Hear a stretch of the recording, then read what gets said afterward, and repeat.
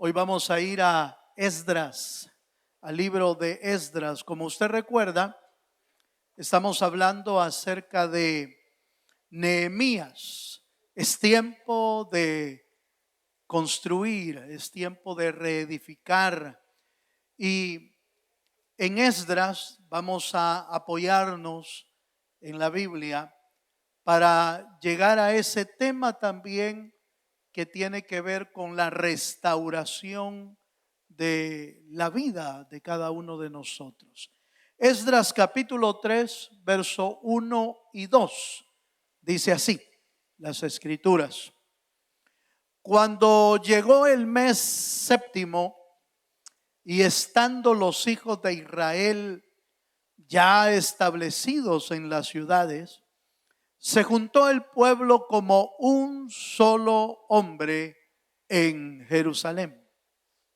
Entonces se levantaron Yeshua, hijo de Josadac, y sus hermanos los sacerdotes, y Zorobabel, hijo de Salatiel, y sus hermanos, oiga esta parte, y edificaron el altar del Dios de Israel, para ofrecer sobre él holocaustos, como está escrito en la ley de Moisés, varón de Dios. Amén. Como usted recuerda, estamos en realidad estudiando a Nehemías y el libro de Nehemías. Hablamos ya de la parte donde Nehemías es informado acerca de Jerusalén, está completamente en ruinas. La Biblia lo describe de esta manera.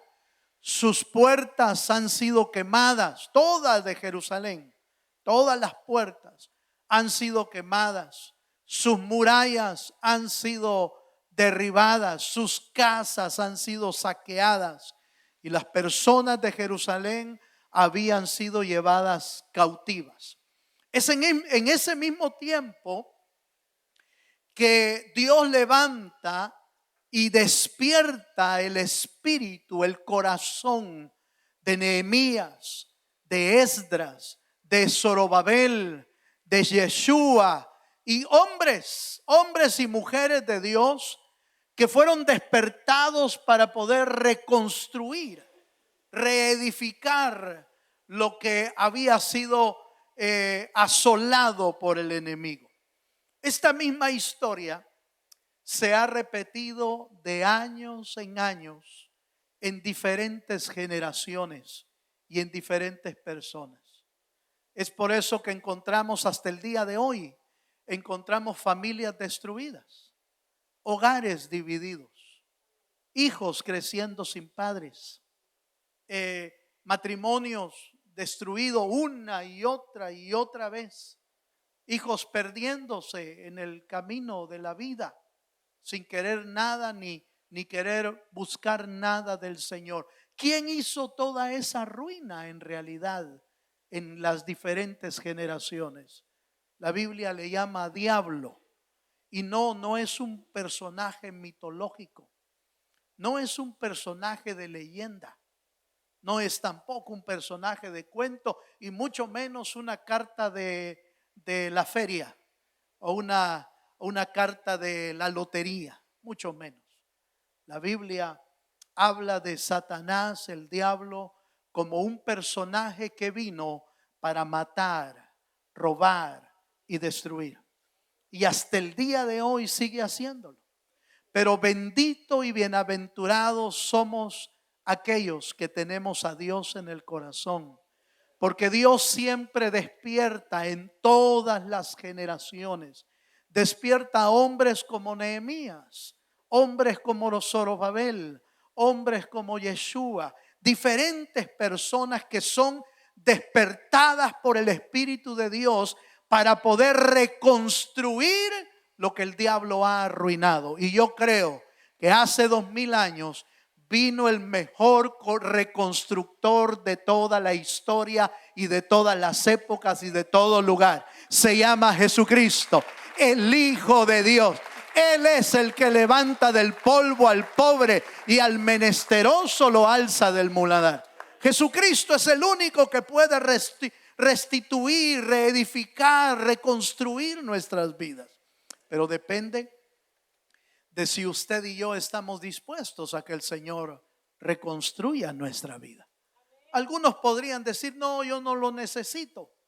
Bueno, cada quien elige si seguir en ruinas o no.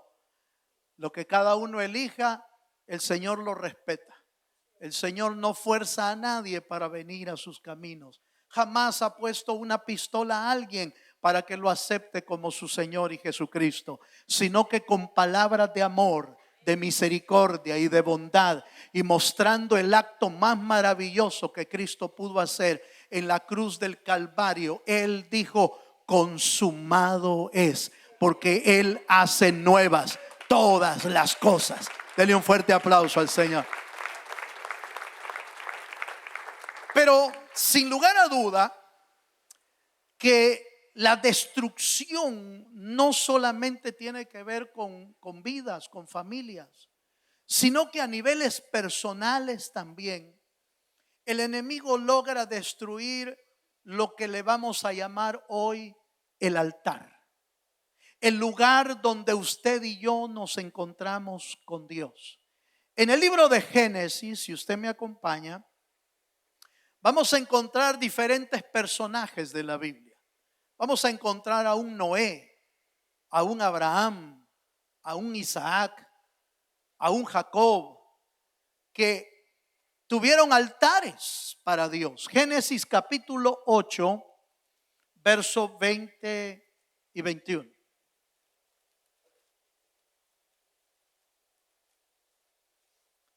Gloria a Dios. Ahí está, hermano. Dice: y edificó Noé, ¿qué edificó? Un altar a Jehová. Y tomó de todo animal limpio y de toda ave limpia y ofreció holocaustos en el altar. Voy a ir hasta Génesis capítulo 12, versículo 7. Génesis 12, 7. Dice así, acerca de Abraham, dice: y apareció Jehová a Abraham y le dijo: a tu descendencia daré esta tierra. Y oiga, y edificó allí un altar a Jehová, quien le había aparecido. Todos los hombres de fe y las mujeres de fe siempre han tenido un altar, pero no, por favor, no un altar como antes teníamos. Aleluya. No un altar con flores, no un altar con velas, aleluya. No un altar con un póster o algún cuadro de algún santo o alguna otra cosa. No.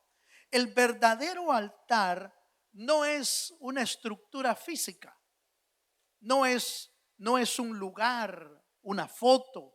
El verdadero altar del creyente es el lugar donde uno rinde su corazón a Dios y tiene un encuentro personal con el Dios de los cielos. Ese es el verdadero altar. Ese es el altar. Los hombres de fe lo conocieron, los hombres de fe lo entendieron. Por eso no importa dónde anduvieran. Abraham caminó cientos de kilómetros en el desierto. Noé tuvo que navegar por causa del diluvio. Pero donde se detuvo el arca, en el Ararat, ahí donde se detuvo y bajó Noé, ahí edificó un altar. ¿Por qué? Porque el altar no es un lugar donde correr, donde ir. El altar es la disposición del corazón de encontrarse con Dios. Y Dios seguro que quiere encontrarse con nosotros. ¿Cuántos dicen amén? ¿Cuántos dan gloria a Dios? Hermano, entonces me está dando el aval para ya no venir a la iglesia. No, aleluya.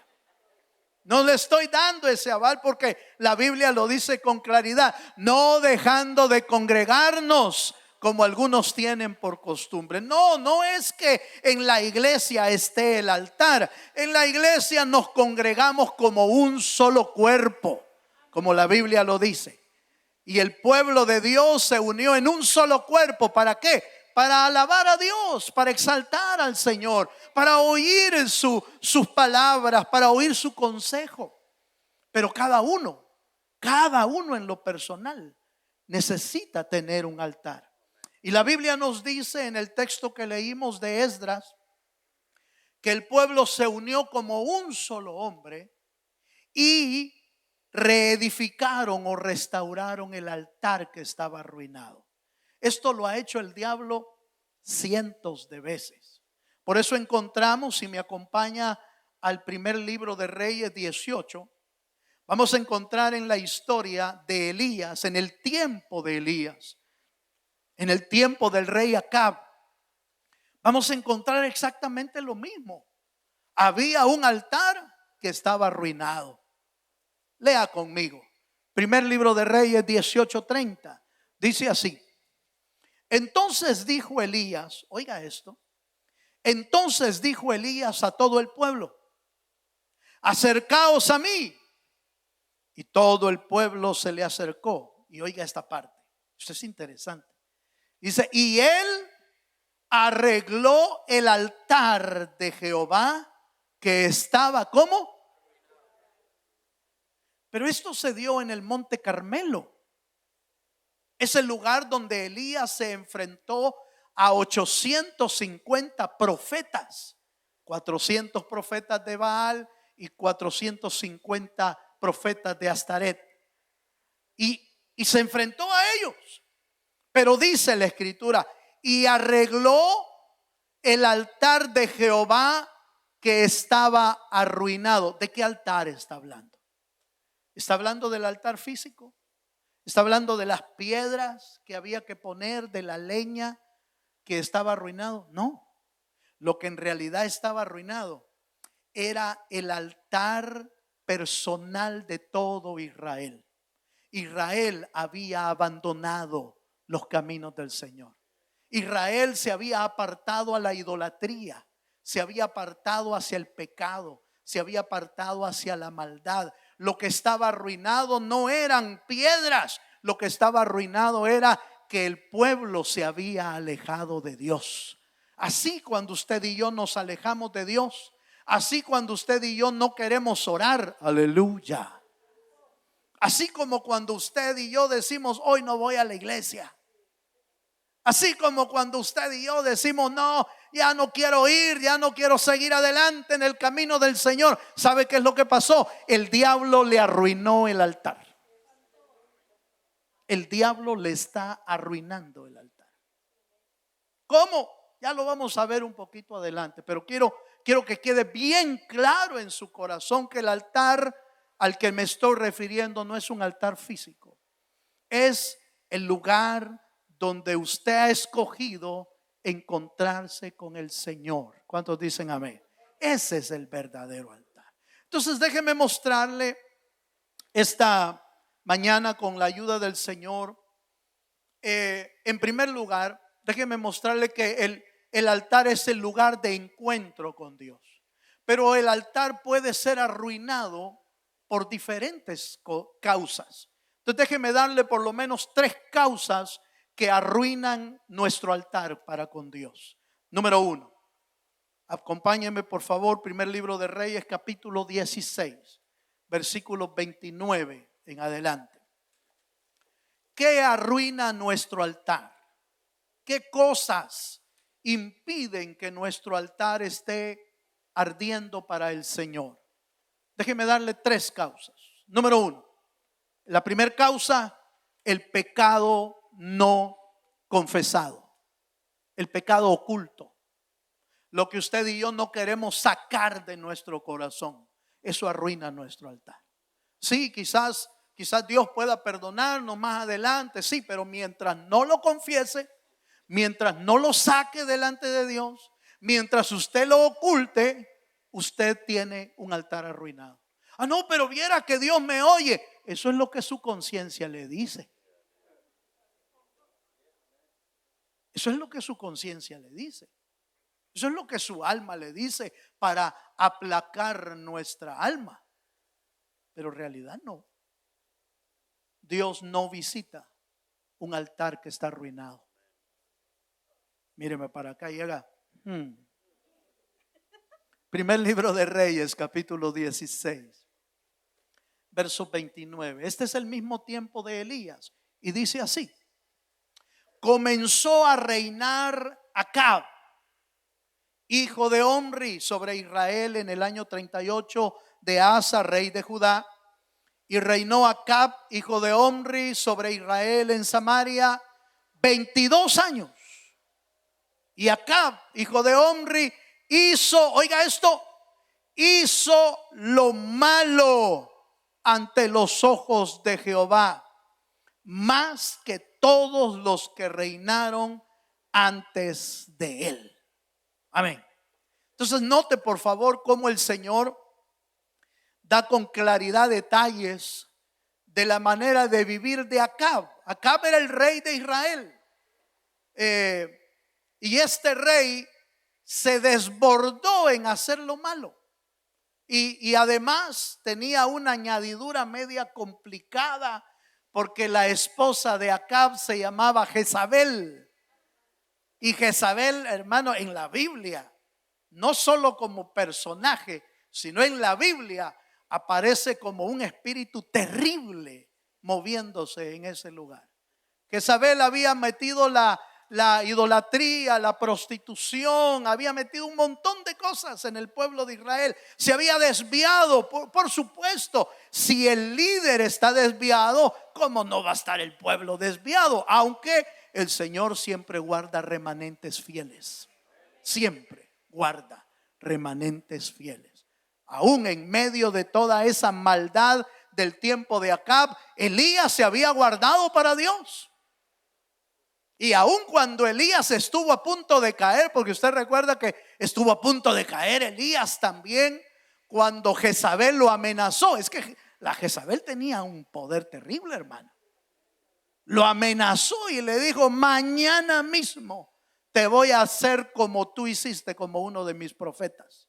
Porque eran los profetas de ella a los que Elías había destruido. Elías se fue a meter a una cueva. Y usted ya sabe la historia. Y entonces Elías le empieza a decir al Señor: Señor, solo yo he quedado de tus profetas. Y el Señor le dice: no, no tengas pena, tengo 7,000 aparte. Aleluya. Tengo 7,000 aparte que no han doblado sus rodillas, que no han besado a Baal y que están listos para entrar en acción cuando yo les diga. Mire, hermano, a veces nosotros creemos que solo nosotros estamos pasando por prueba. No, no te preocupes, siempre Dios tiene a alguien atrás de nosotros. A veces nos ponemos los moños pensando que somos la última maravilla en el trabajo de Dios, y Dios tiene 7,000 que puede reemplazar nuestra vida. Dele un fuerte aplauso al Señor. 7,000 que pueden rehacer nuestro trabajo. Pero mejor que haga el trabajo con nosotros, siendo dóciles al Señor. ¿Cuántos dicen amén? Pero bueno, déjeme detenerme aquí. El punto es que el pecado de Acab, el pecado de Jezabel, había llevado al pecado al pueblo, y el altar de Dios estaba arruinado. El pecado nunca va a dejar intacto tu comunión con Dios. El pecado nunca va a dejar una vía libre de comunicación con el Señor. Se cierra la comunicación, se aparta la comunicación por causa del pecado no confesado. Número 2, sigamos a otro elemento, otra causa que arruina nuestro altar. Está en Levítico capítulo 6, verso 12 al 13. Y es que el altar se arruina cuando descuidamos que el altar esté avivado. Cuando descuidamos que el altar esté encendido, entonces el altar se empieza a arruinar en nuestra vida. Levítico capítulo 6, verso 12 dice: y el fuego encendido, oiga esto, y el fuego encendido sobre el altar, ¿qué dice, hermano? No se apagará, sino que el sacerdote pondrá en él leña cada mañana, y acomodará el holocausto sobre él, y quemará sobre él la grosura de los sacrificios de paz. El fuego arderá continuamente en el altar, no se apagará. Esto nos habla de una vida devocional y de una relación con Dios diaria. Hermano, no, tu relación con Dios no es cada domingo. Tu relación con Dios no puede ser una vez al mes, una vez al año. Tu relación con Dios no es una vez allá cuando te acuerdas o en los tiempos feriados. No, tu relación con Dios debe de ser continuo. Todos los días. Dice que cada mañana agregaban leña al altar. ¿Usted agregó leña hoy? O por lo menos vino a traer sus leños hoy, ¿va? Aleluya. Por lo menos vino a traer algún leño y yo espero que se lo lleve y cada mañana le sirva un tronquito más, un leño más para avivar el fuego. No, la relación con Dios no es de día a domingo, es lunes adoramos a Dios, martes buscamos al Señor, miércoles hablamos con Él, jueves está vivo el Señor y yo lo disfruto en su palabra cada día. Tu vida debe de ser continua en el Señor. El altar debe de estar vivo. El altar debe de estar ardiendo cada día en nuestra vida. ¿Por qué se arruina el altar? Cuando dejamos que se apague.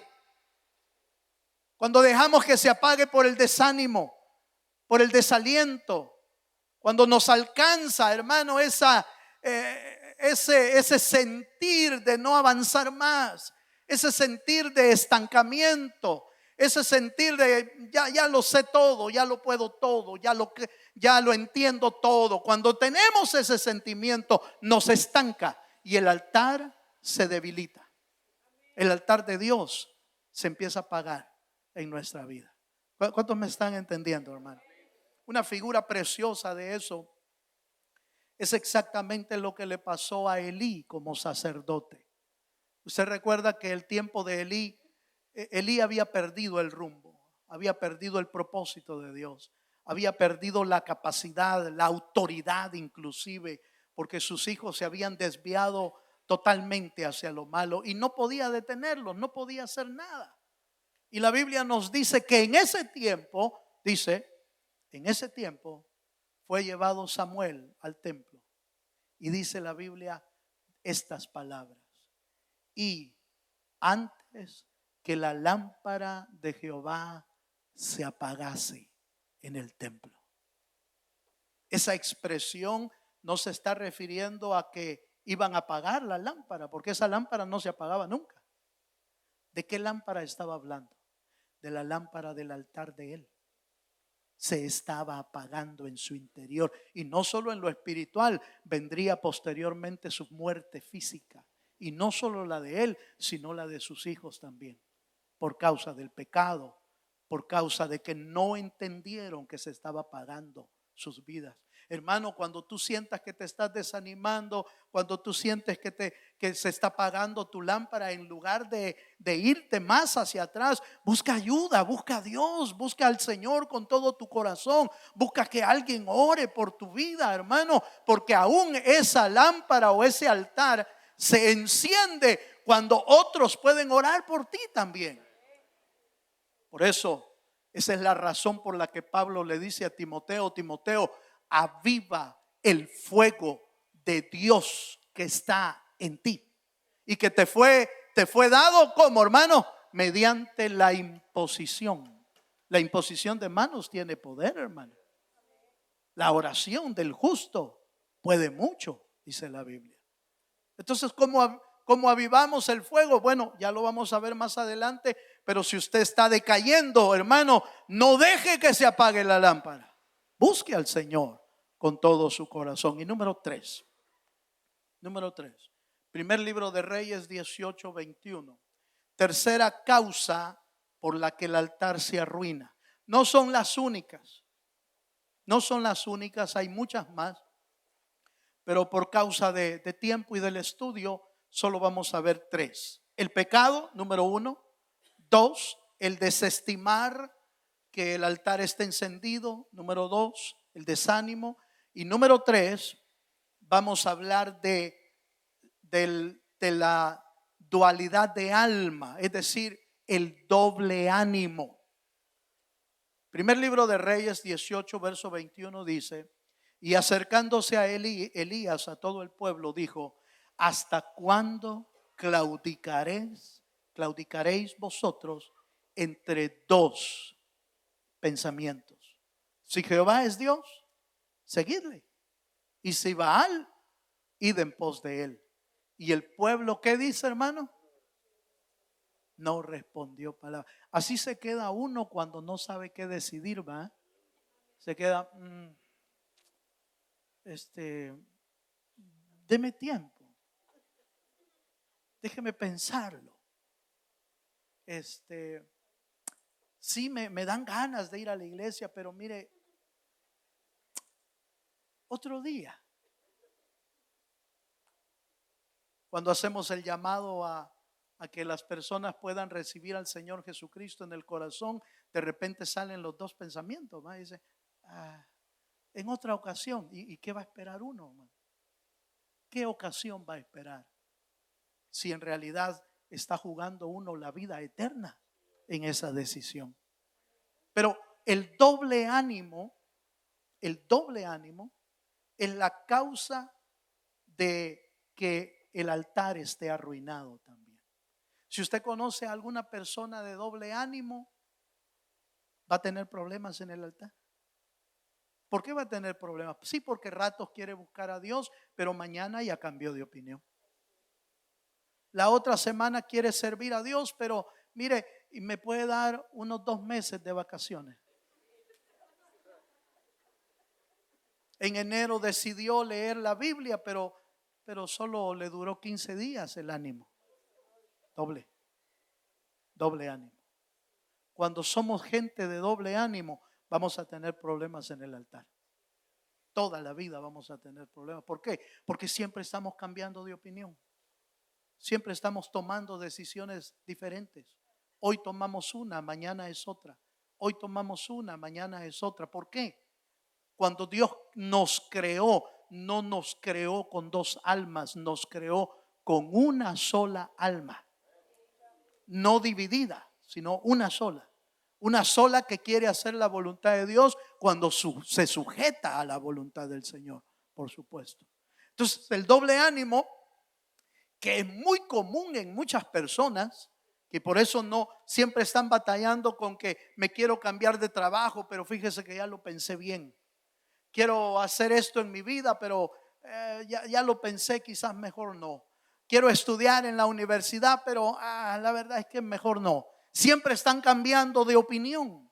Y el doble ánimo es igual en la vida espiritual. Hoy quiero iniciar un tiempo de búsqueda de Dios, pero en una semana lo estamos cambiando. El doble ánimo arruina nuestro altar. Y eso era lo que estaba arruinando en el tiempo de Elías. Por eso Elías es claro, hermano. Elías es claro cuando le dice, hermano, ¿hasta cuándo claudicaréis? ¿Hasta cuándo estaréis en dos pensamientos? Si Jehová es Dios, síganle. Y si Baal es Dios, pues síganle a él. No dice Apocalipsis, hermano, que es mejor tomar la definición clara en cuanto a ser caliente o frío totalmente, pero no seas tibio, porque los tibios los vomitará el Señor en el tiempo final. ¿Por qué el tibio como que fuera para el Señor? Pues, según la Biblia, ¿por qué son más aborrecibles? Porque están en dos pensamientos. Están cambiando dos pensamientos. Que el Señor nos ayude a tener uno solo, con la gracia y la misericordia del Señor. Bueno, resumamos esto. Resumamos lo que arruina el altar: el pecado, el desánimo y el doble ánimo. Vamos a otro punto. ¿Cómo encendemos el altar? Si ya nos dimos cuenta esta mañana que tenemos algún problemita en el altar, bueno, para eso es la palabra del Señor. Dios siempre nos puede señalar las cosas malas que estamos haciendo, pero su palabra siempre tiene una salida. Dios siempre tiene un plan para restaurar y renovar nuestra vida. Dele un fuerte aplauso al Señor si se anima. Voy a leer nuevamente Esdras capítulo 3, verso 1 y 2. porque hay dos cosas ahí que me interesan que podamos ver. Este es el texto que usamos para introducirnos al tema. Y Esdras 3:1 dice: cuando llegó el mes séptimo y estando los hijos de Israel ya establecidos en las ciudades, se juntó el pueblo como un solo hombre en Jerusalén. Quiero sacar dos cosas importantes de ese verso. Primero, note que no empezaron a arreglar el altar sin que estuvieran bien establecidos. ¿Qué significa esto?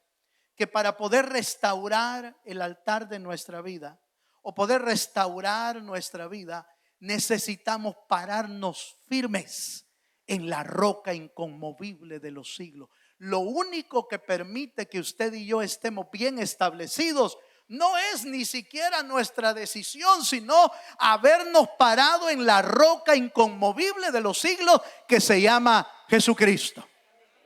Estar establecido es pararse sobre fundamento sólido. Estar establecido es pararse sobre aquello que es inamovible. La parábola de la casa sobre la roca y la arena nos da un buen ejemplo de eso. Por ejemplo, podemos apretar muy bien la arena bajo nuestros pies, tratando que se endure por un momento y sentir como que ya estamos firmes. Ya quedó muy apelmazado y ya está duro. Pero un poquito de agua es suficiente para que esa arena se vuelva movediza. ¿Sí se ha dado cuenta? A veces uno construye, hay gente que le gusta construir castillos en la arena.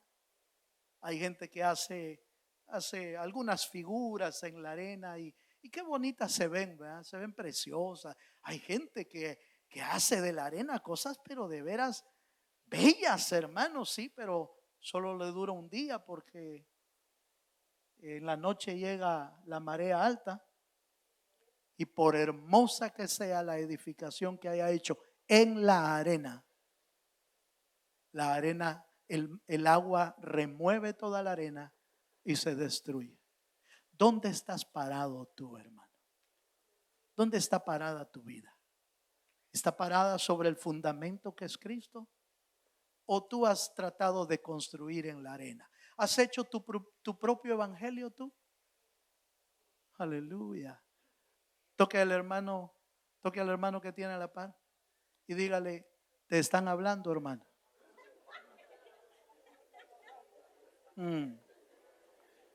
Te están hablando. ¿Dónde está parado tú? ¿Dónde está parado tu vida? ¿Está parada sobre la roca inconmovible de los siglos o tú has creado tu propio evangelio? Hermano, es que yo pienso que el evangelio, no, es que no es de pensar, es lo que dice la Biblia. Es de creer en lo que está en la palabra. Es de obedecer a su voluntad. Hace unos días, estando en El Salvador, el Señor puso una palabra en mi corazón y me dijo: la obediencia no es un sentimiento, la obediencia es la decisión de sujetarse a la voluntad de Dios. Eso es obediencia. Es que yo no lo hago porque lo siento, es que no lo siento. No se trata de sentirlo, se trata de obedecer lo que la palabra de Dios dice. Se ha de haber llevado un chasco Caín cuando no le recibieron la ofrenda que él llevaba al Señor.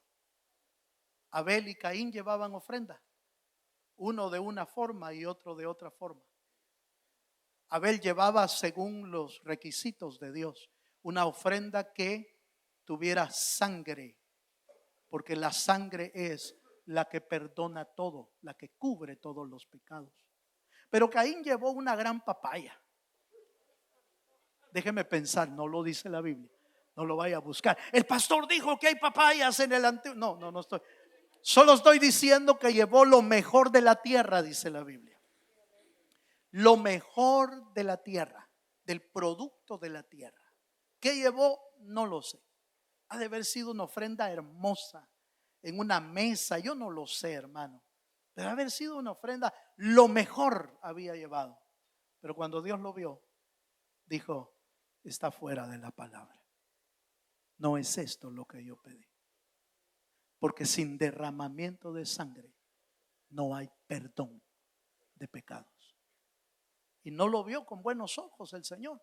Pero yo pensé que lo iba a recibir porque era con buenas intenciones. Tus intenciones y mis intenciones no bastan si no están apegadas a la palabra de Dios.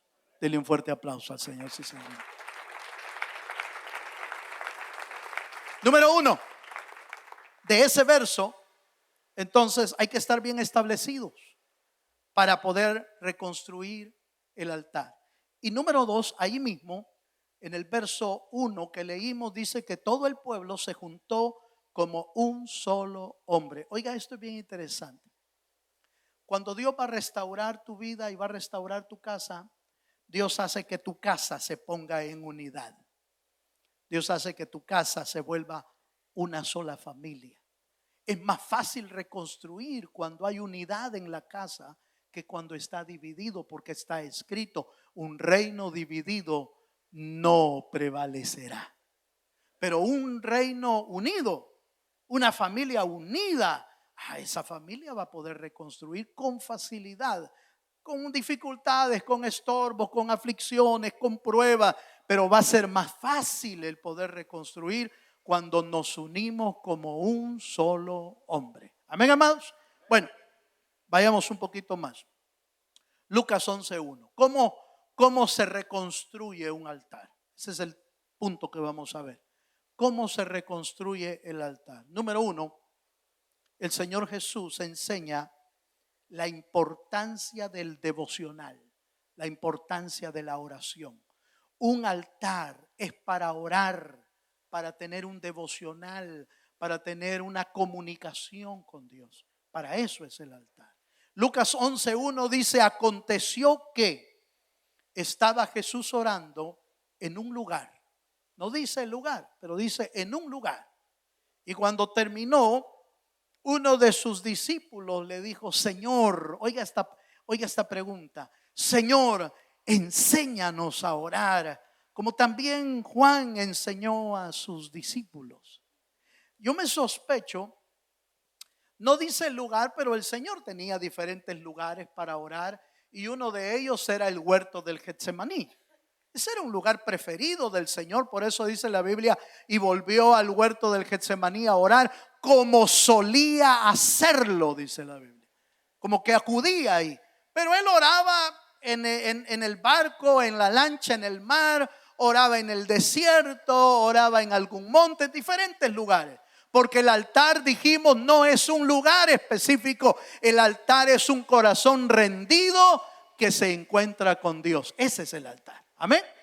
Pero mi punto aquí es que la oración de Jesús ha de haber sido tan impresionante, ha de haber sido tan motivador, tan espiritual, que hacía que los discípulos le dijeran, Señor, enséñanos a orar, porque como que se dieron cuenta que cuando ellos oraban no era igual. Aleluya. No era igual. Cuando Jesús oraba, déjeme pensar, hermano, por favor, piense conmigo en esto. ¿Cómo habrá orado el Señor?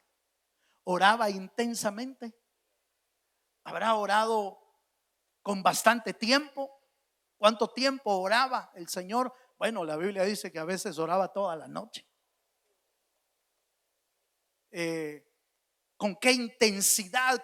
¿Cómo habrá hablado cuando el Señor oraba? ¿O oraba callado? ¿O oraba a voz alta? Pero a mí me parece que los discípulos cuando lo oían orar decían, ay vos Pedro, y nosotros no oramos así vos. ¿Cómo hará el Señor para orar tan fuerte, tan glorioso que el Señor le oiga? Ha de haber sido impresionante oír orar al Señor. Oiga esto, para reactivar nuestro altar necesitamos hacer un espacio de oración. ¿Dónde? Donde usted elija. Pero necesita tener tiempos de oración y devocional con Dios. Jamás va a tener un altar si su oración es una vez al año, hermano. Ese no es altar. No sé ni cómo podríamos llamarle, pero altar no es. Altar es un lugar de encuentro con Dios, pero un lugar cotidiano, un lugar donde sabemos dónde ir a poner nuestras cargas y a dónde buscar de su presencia. ¿Cuántos dicen amén? Entonces, número 1, queremos un altar avivado. Tenemos que hacer el espacio, hermano. Tenemos que tomar decisiones en nuestra vida, decisiones de devocionales, decisiones de, bueno, yo necesito estar comunicado con el Señor. Número 2, Lucas capítulo 18, verso 1 al 2, nos agrega otro elemento para que nuestro altar esté siempre avivado. Y mire qué ejemplo nos da el Señor aquí. 18, 1 y 2, dice así. También les refirió Jesús una parábola sobre la necesidad de ¿qué? De orar, ese es altar. De orar siempre. Y dice, y no desmayar, diciendo, había en una ciudad un juez que ni temía a Dios, ni respetaba a hombres. Esta es la parábola de la viuda y el juez injusto. Seguramente usted ya la leyó en la Biblia, y si no la ha leído, ahí me hace el favor que en la tarde, en la noche, cuando vaya a orar hoy en la noche, lea ese versículo, ¿sí? Y entonces la parábola nos dice que el Señor les refirió esta parábola a los discípulos, diciéndoles, había en una ciudad un juez injusto y una viuda. Y una viuda que pedía y reclamaba justicia, pero que el juez era tan injusto que no le prestaba atención, no le interesaba. Supo que adoraba a Dios, que creía en Dios, y menos la quería oír, la despreciaba. Por favor, no me la vayan a pasar a la corte, no quiero oír de ella. Pero yo me imagino a la viuda, hermano, todas las mañanas y todos los días se iba a presentar a la corte y gritaba desde afuera, señor juez, por favor, atienda mi petición, hágame justicia por el amor de Dios, haga esto. Y todos los días, el siguiente día se iba a bajar del carro el señor juez, o por lo menos del caballo se iba a bajar el señor juez, y ella estaba con un gran cartel así, grande. Hágame justicia, señor juez. Ya, decía esa mujer. A saber dónde encontró un megáfono, que no existían todavía los megáfonos. Algún cuerno habrá conseguido y empezó a gritarle desde afuera, señor juez, hágame justicia. Aquí estoy nuevamente. Señor juez, ayúdeme. Dios quiere que usted me haga justicia. Dice la Biblia, si usted lee la parábola en la noche, va a leer que el juez llegó hasta el colmo. Se impacientó tanto, le aburrió tanto la mujer, que dijo, que necesite esa mujer, se lo voy a hacer para que se vaya de una sola vez. Y le complació lo que estaba pidiendo. Y entonces el Señor enseña, si el juez siendo injusto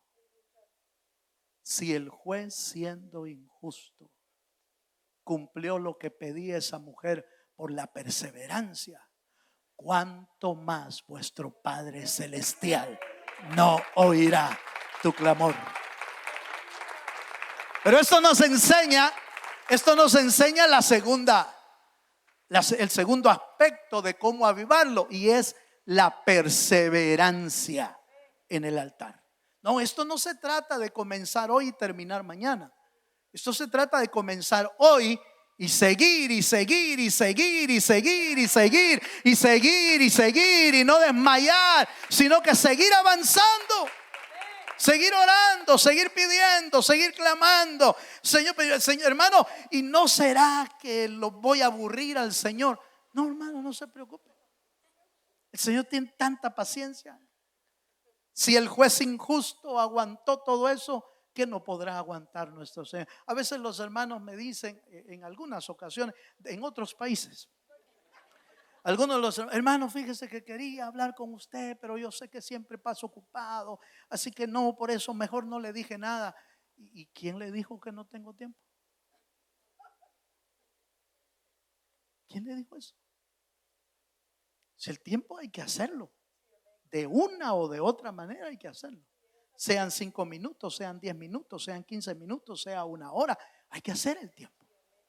A mí me pusieron a trabajar en la obra para eso, para atender las necesidades de la oveja. No asuma que no tengo tiempo cuando puedo hacer el tiempo para poder atenderlo. Amén. No asuma, no, él no tiene tiempo. No le hable que no tiene tiempo. No lo busque que no tiene tiempo. No hable con él porque no tiene tiempo. No asuma eso. Porque este es el trabajo que el Señor me dio para poder atenderlo. Si el Señor permite, vamos a poder atenderlo mejor cada día. Amén, hermano. Por supuesto. Si tengo que ordenar, si tengo que hacer espacios, si tengo que ordenar agendas, si tengo que ordenar espacios, hay que hacerlo. Pero si el Señor, hermano, el Señor siempre tiene tiempo para atendernos. Siempre tiene el tiempo para atendernos, Dios. Pero ¿qué es lo que quiere ver en nosotros? Un altar donde haya oración y devoción, pero también un altar donde haya perseverancia. Perseverancia. ¿Cuántos dicen amén? Y número 3, Romanos 12:1. Para tener avivado el altar de Dios, se necesita entender que en el altar es un lugar de muerte. Es un lugar de muerte a lo de la tierra, pero un lugar de vida para las cosas de Dios. ¿Por qué hay que entender eso? Porque hay que estar dispuesto a morir en el altar. Romanos 12:1 lo dice de esta manera. Así que, hermanos, ¿lo tiene? Así que, hermanos, os ruego por las misericordias de Dios que presentéis vuestros cuerpos en sacrificio vivo, santo, agradable a Dios, que es vuestro culto racional. El apóstol Pablo nos invita a que nos presentemos, a que nos entreguemos y usa la palabra sacrificios ahí como la palabra sacrificio del Antiguo Testamento. Es la misma palabra. Solo que allá el sacrificio era de un animalito que era puesto sobre el altar para que muriera y trajera perdón a la vida. Aquí nosotros ya no presentamos ningún animalito. ¿Por qué? Porque nuestra Pascua ya fue hecha. El sacrificio eterno ya fue hecho. Lo hizo Jesucristo en la cruz del Calvario. Nosotros no podemos hacer el sacrificio. Sin embargo, Pablo usa que nosotros nos presentemos como un sacrificio. De tal manera que en el altar nos morimos para lo de la tierra, pero vivimos para el Señor. En el altar es donde nos dan dirección. En el altar es donde nos dan consejos. En el altar es donde donde morimos a las cosas de la tierra, pero vivimos para las cosas de Dios. En el altar es donde se muere nuestro ego, nuestro egocentrismo, y se forma el carácter de Cristo en nosotros. ¿Se da cuenta por qué es tan importante el altar? Si no tenemos altar, ¿dónde nos van a formar? Si no tenemos altar, ¿dónde morimos? Si no tenemos altar, ¿dónde nos comunicamos con Dios?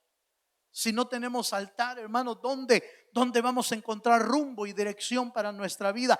Todos los que estamos aquí presentes, sin dudarlo, tienen alguna pregunta que necesitan una respuesta de parte de Dios. De lo que sea. No sé de qué. No sé de qué necesitas alguna respuesta. Quizás de tu vida, quizás de tu hogar, de tu matrimonio, de tu carrera, de tu destino, de tu trabajo, de la dirección en la iglesia, de tu don, de tu talento. Yo no sé qué respuestas necesitas de Dios, pero más de alguna respuesta necesitas. ¿Dónde vas a encontrar esa respuesta? Si no en el altar de Dios.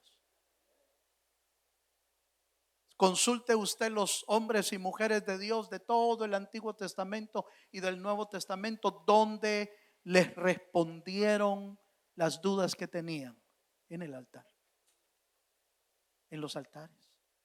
Ahí vino palabra de Jehová y trajo dirección, trajo sabiduría, trajo revelación, trajo solución a las vidas. Por eso nosotros necesitamos ese altar.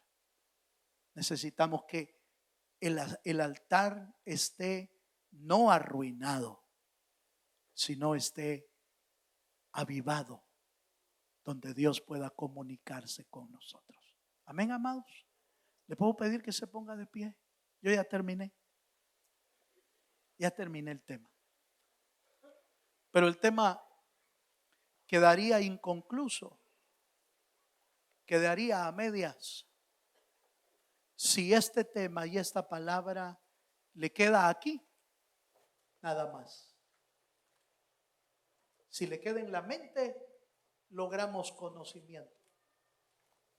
Pero si le baja al corazón, vamos a lograr vida de Dios.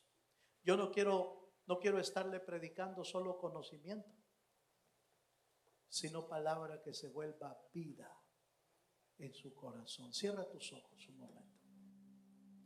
Vamos a cerrar nuestros ojos.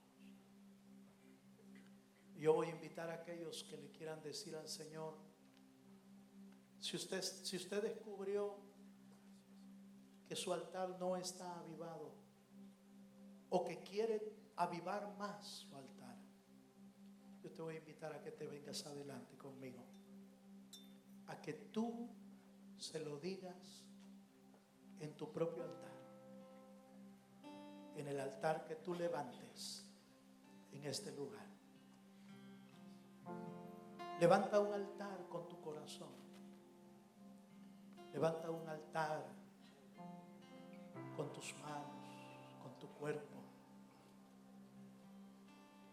Véngase adelante. Venga a decirle al Señor, Señor, si mi altar está arruinado, Señor, por favor, reedifícalo. Constrúyelo tú.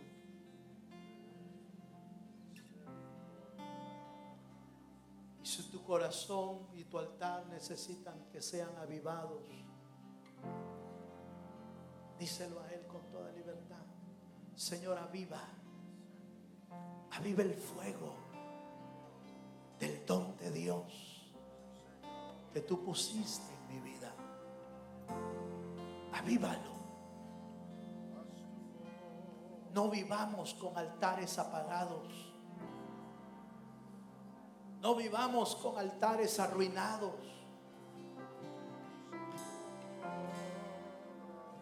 Reconstruyeron el altar en Jerusalén que estaba arruinado. Y hoy Dios quiere reconstruir el altar de tu vida. Solo ábrele tu corazón a Dios.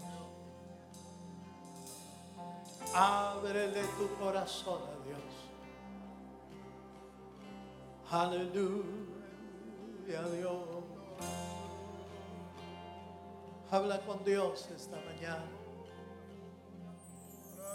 No pienso en tu santidad. Es un tiempo de adoración. Y te veo. Es un tiempo de búsqueda. Cuando todo alrededor Hermanos padres, Esposos, reconstruye tu altar a Dios. Hijos, aunque no hayas visto altar en tu casa, en tus padres, tú puedes hacer tu propio altar. Aleluya. Todo alrededor es sombra. Búscale, búscale con todo tu corazón a Él. Te adoro a ti.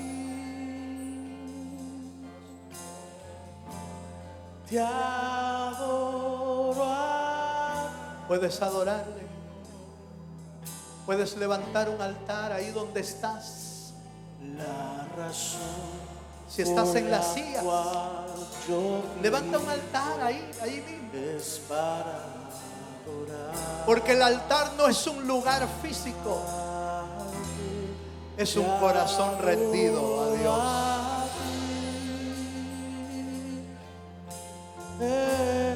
Te adoro a ti. Aleluya, Señor Jesús. La razón por la cual A ti queremos dar gloria, Señor. es para adorar. Si usted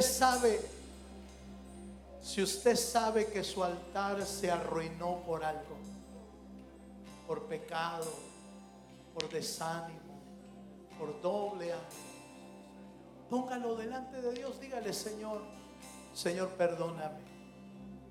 Perdona mis pecados. Perdona mi desánimo. Perdona mi doble ánimo, Señor. Señor, ayúdame.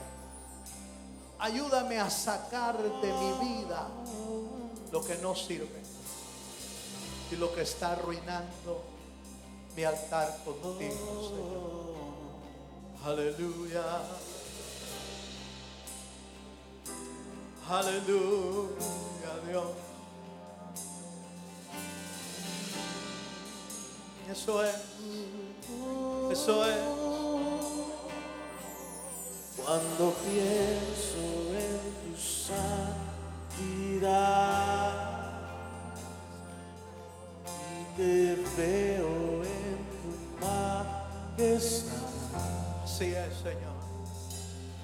cuando todo alrededor Es sombra al lado de tu luz.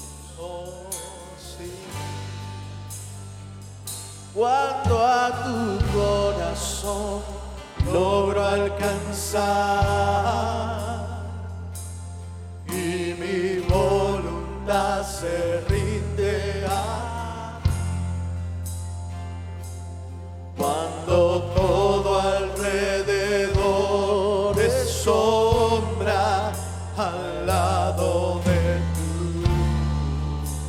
Oh, sí, Señor Jesús.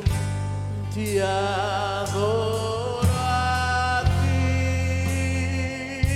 Sí, mi Dios, te adoro a ti.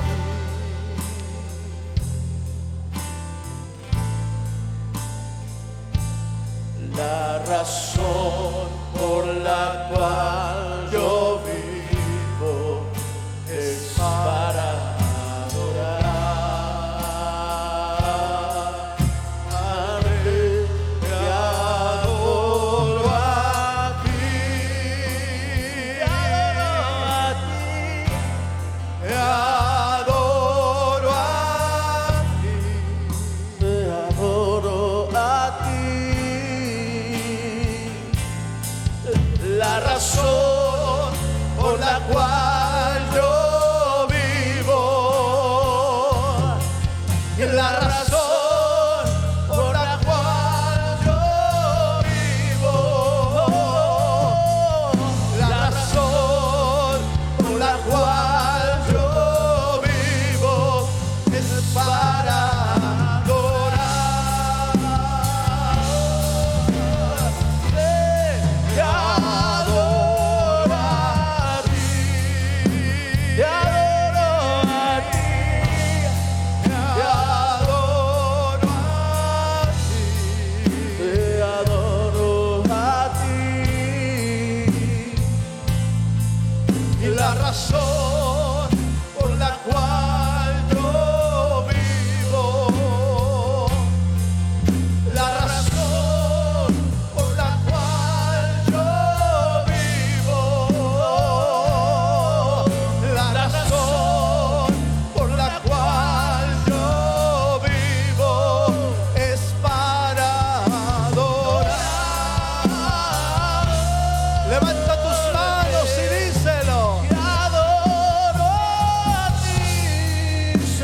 Dios esta mañana. Adora a Dios con todo tu corazón. Adora al Señor con tu alma, con tu espíritu. Adórale a Él. La razón por la cual yo vivo. Oh, sí, yo vivo. La razón por la cual yo vivo. La razón por la cual yo vivo es para adorar. Una última vez. Le dices a Él: te adoro a ti. Te adoro a ti. Te adoro a ti. Te adoro a ti. La razón por la cual yo vivo. La razón por la cual yo vivo. La razón por la cual yo vivo es para. Oh, Padre, gracias, Señor, te damos hoy. Yo te ruego, Padre, que tú ministres esta palabra hasta lo más profundo del corazón. Señor, que tu pueblo y toda la iglesia, incluyéndome a mí, podamos avivar nuestro altar para ti, Señor. Aviva el fuego, Señor. Aviva el fuego del altar. Reconstruye ese altar en nosotros, Señor, para que cada día, cada mañana, cada tarde, tu presencia pueda estar con nosotros, Señor. Oh, Jesús, bendice a tu pueblo, Señor, esta mañana. Que tu palabra, Señor, penetre hasta lo más profundo del corazón, hasta los tuétanos de los huesos. Sea escrita tu palabra en nuestras mentes y en nuestros corazones. A ti damos gloria, a ti damos honra por los siglos de los siglos, Señor. A Él damos honor. Amén y amén. Le damos un fuerte aplauso al Señor. Aleluya.